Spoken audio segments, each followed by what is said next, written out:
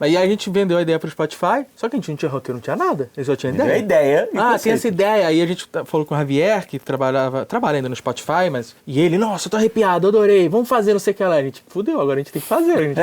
Quem mandou? Agora E aí a gente falou com o Leonel, cara, a ideia tá acontecendo, é isso, temos que fazer. Exato. Né? E aí o Leonel começou a escrever, mas é isso, ele não era o roteirista. Né? Ele é um ótimo escritor de romance e tal.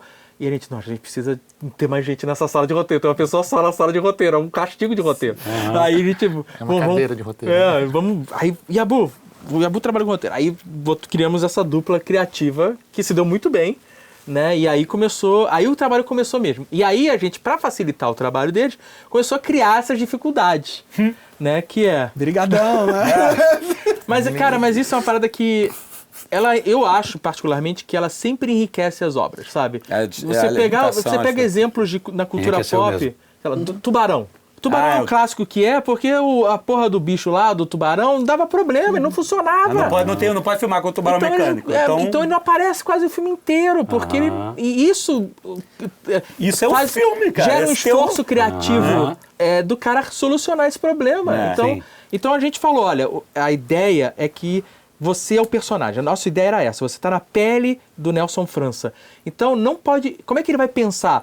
É só áudio. A gente tem que sempre ter isso na cabeça. Quando você está fazendo um filme, o cara pode estar assim, pensando assim, e aí tá lá a voz dele, né? Mas quando você está no áudio, você não tem esse suporte visual que te mostra o que ele está pensando, mostra a expressão dele.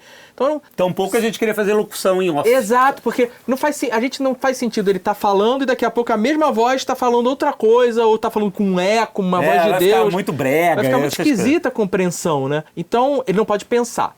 Como é que ele pensa? Ele pensa falando com um cachorro. Aí foi a solução que a gente trouxe, né? Não pode ter flashback, nada pode acontecer que ele não tenha testemunhado para as pessoas concluírem o que a gente quer que elas concluam na história. Então você não pode ter flashback, não pode ter outras cenas, a gente tem que ele tem que estar testemunhando. Então, a gente começou a criar essas limitações, tornam o trabalho mais difícil, mas quando as soluções chegam, o resultado é melhor. Né? Exato. Eu falei de brincadeira, né, Valeu? Mas tem uma coisa que eu achei muito forte nesse trabalho, por mais que tenha sido difícil realmente desenvolver, que seria impossível sem o Yabu, foi a coisa mais forte que eu já experimentei de mostrar e não contar. Que essa é uma máxima que a gente tem, né, em todas as formas narrativas, que é... Show don't tell. Show don't tell, né? É muito mais fácil não, é muito mais difícil, mas muito mais eficiente tu mostrar pro público, sei lá, o cara roendo a unha, coçando assim, do que dizer, ele estava ansioso. O público entende muito mais, vive aquilo muito mais. E a gente não tinha isso, não tem um visual? E no França é o show sem o show.